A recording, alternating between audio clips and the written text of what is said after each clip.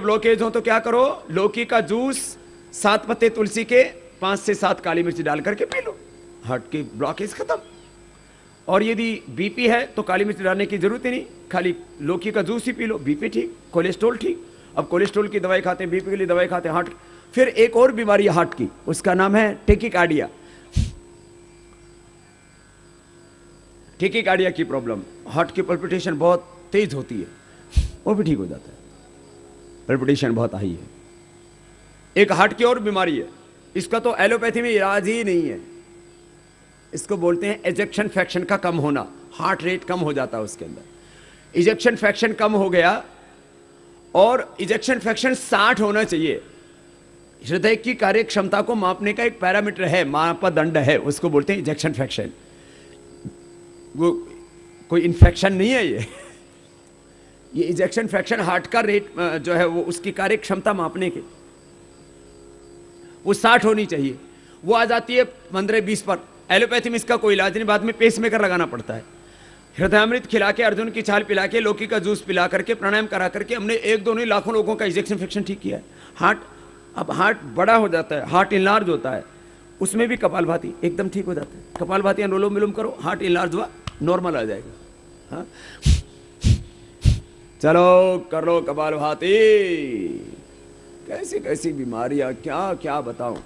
ये जो है ना औषध दर्शन पुस्तक है, ये पढ़ लेना पूरी, इसमें सारे इलाज लिखे हैं, एक एक बीमारी के बारे में, एक एक बीमारी के बारे में। Cancer, BP, sugar, thyroid, hepatitis, colitis, आंतों की बीमारी के लिए बता रहा था। एक घरेलू उपचार के नाम से भी हम छोटी सी बुकलेट उपलब्ध कराते हैं, उसमें आपको सब मिल जाता है, बीमारियों का इलाज। सुनो जरा गौर से, ध्यान से सुनना मेरी बात को, छोटी छोटी बातें कुछ बता रहा हूं आप सबके लिए। अब आंव की बीमारी है तो मैंने बोला था घी मीठा और दूध, 3 चीज बंद करनी पड़ेगी। दूध ऐसे सबके लिए अच्छा है, लेकिन जिसको कोलाइटिस की बीमारी है उसके लिए दूध जहर का काम करता है, पीते ही दस्त जाना पड़ेगा। जिनको ये आंव की बीमारी थी ना, लैट्रिन से चिकना चिकना निकलता है, पहले तो मैं बोल रहा था मूत्र के मार्ग से चिकना चिकना निकलता है, तो उसकी दवाई, चाहे लेडीज को चाहे जेंट्स को, क्या बताई थी इसकी दवाई? शीशम के पत्ते। अब आंतों से चिकना चिकना निकल, पेट से, उसके लिए क्या करें?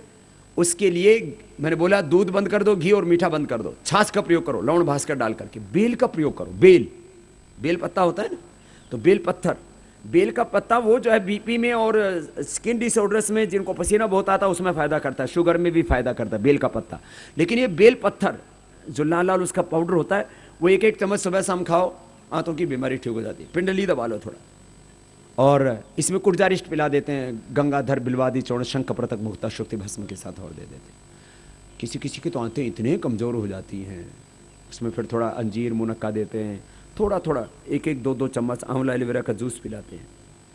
तो ये इसका आंवला से तो किसी को दस्त ज़्यादा लग जाता है, इसलिए एलोवेरा का जूस और व्हीट ग्रास जूस, नहीं तो उसका हीमोग्लोबिन बहुत डाउन चला जाता है जिसको कोलाइटिस होता है। ये बड़ी नाजुक बीमारी है, बहुत खतरनाक बीमारी है। चलो करो ना, ये आंतें ठीक रहेंगी, नहीं तो ये कोई भी बीमारी हो जाएगी तुमको। आजकल आंतों में लोगों को कैंसर हो रहा है, लीवर में कैंसर हो रहा है, पेनक्रियाज में कैंसर हो रहा है।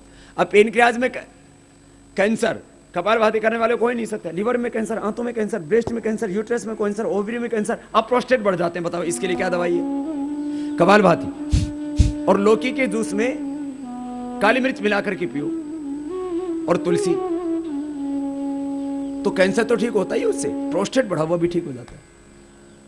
लौकी के जूस में, वो लौकी का जूस हम हार्ट के लिए तो बताते ही हैं, तुलसी और पुदीना के पत्ते उसमें डाल करके, 7 पत्ते पुदीना के, 3 से 5 काली मिर्च, ये तो हार्ट वालों के। इसमें पुदीना के साथ तुलसी और डाल दो और काली मिर्च डाल दो, प्रोस्टेट ठीक हो जाता है। प्रोस्टेट अक्सर लोगों का बढ़ा हुआ होता है, जिनकी 40 से ज़्यादा उम्र हो गई है उनका प्रोस्टेट बढ़ने की पूरी संभावना होती है।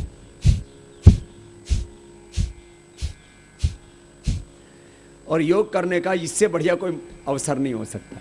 इस समय जो मौसम चल रहा है ना, अक्टूबर और नवंबर महीना और फरवरी मार्च का महीना योग करने के लिए 4 महीने सर्वाधिक उपयुक्त है। और भाई जिसको फिर और ज़्यादा योग की लंबी साधना करनी हो तो हिमालय सबसे अच्छा है, वहाँ तो अलग है। लेकिन फिर घर छोड़ के जाना पड़ेगा। और सुबह सुबह 5 बजे का समय योग करने के लिए बहुत अच्छा होता है।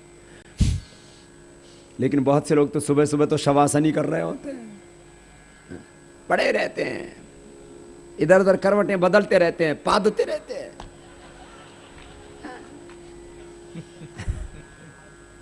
पूरा घर का वातावरण दुर्गंधमय बना रखा है। फिर उठ करके अगरबत्ती करते हैं। अगरबत्तियों में ये केमिकल होता है, ये सब धुआं अंदर जाता है, कैंसर पैदा करता है। अगरबत्ती भी प्रयोग करनी हो उसके लिए हमने अच्छा विकल्प उपलब्ध करवाया है। घटिया अगरबत्ती प्रयोग मत किया करो, उसमें कुछ केमिकल वाले एसेंस होते हैं और आप सोचते हैं बस इससे ही भगवान प्रसन्न हो जाएंगे। भगवान तो क्या, इंसान ही प्रसन्न नहीं होगा। कपालभाति कर लो। तो आपको कुछ कोलाइटिस के लिए बताया मैंने, बेल का प्रयोग बताया, छाछ का प्रयोग बताया, तक्र प्रयोग, तक्रकल्प बोलते हैं, उसी का प्रयोग कर लो, आपकी कोलाइटिस की बीमारी ठीक हो जाएगी। अब चमड़ी के रोग हैं, गल सड़ जाती है चमड़ी, कायाकल्प हम प्रयोग कराते हैं, उसमें नमक और मीठा बंद कर देते हैं। याद रखो कुछ परहेज बहुत जरूरी है, जैसे कोलाइटिस के लिए मैंने कहा दूध बंद करना पड़ेगा, घी मीठा बंद करना पड़ेगा। अब चमड़ी की बीमारी है तो नमक और मीठा कम कर दीजिए, कायाकल्प बटी लीजिए। ऐसी भयंकर चमड़ी की बीमारी है और इसमें गिलोय बटी और नीम बटी, कायाकल्प बटी हम देते हैं। एक बहुत अच्छा हमने प्रयोग किया आरोग्य बटी का। किसी को बार बार इन्फेक्शन होते हैं शरीर में, बार बार जो बीमार होते हैं वो इसका गिलोय, तुलसी और नीम, इन तीनों का मिलाकर के हमने एक आरोग्य वटी बनाई, बड़ा जबरदस्त। कोई भी इन्फेक्शन के लिए आयुर्वेद में कोई दवाई नहीं थी, हमने इसका प्रयोग किया। जिन लोगों को इन्फेक्शन होता था बार बार, किसी को लीवर का इन्फेक्शन, आंतों का इन्फेक्शन, कोई भी किसी भी तरह का इन्फेक्शन के लिए पहली दवाई बनी है आरोग्य वटी। किसी भी तरह का बॉडी में इन्फेक्शन है उसका प्रयोग करो। और बाकी अब बीमारियों के बारे में मैं यदि बोलने लगूं तो कई घंटे लग जाएंगे और आप सुनते रहेंगे, मैं बोलता रहूंगा। ये औषध दर्शन पढ़ लेना, इसमें आपको मैक्सिमम समाधान मिल जाएंगे अपनी बीमारियों के बारे में। किसी अलग अलग बीमारियां, किसी को जैसे दौरे पड़ते हैं तो उसके लिए दवाई है मेधावटी, मेधावटी का प्रयोग करो और अनुलोम विलोम प्राणायाम करो। आप लोग भी, जिसको भी दौरे पड़ते हैं, डिप्रेशन, माइग्रेन पेन भयंकर, एक होता है सिजोफीनिया, मन उसमें आदमी पगला जाता है, वो भी ठीक हो जाता है। चलो एक बार अनुलोम विलोम थोड़ा सा कर लो, तो करो। इसको पूरा नहीं करते हो, इसको ये दिमाग को ठीक करने के लिए बहुत जरूरी है, मन पर कंट्रोल करने के लिए। मन ही कंट्रोल में नहीं रहता।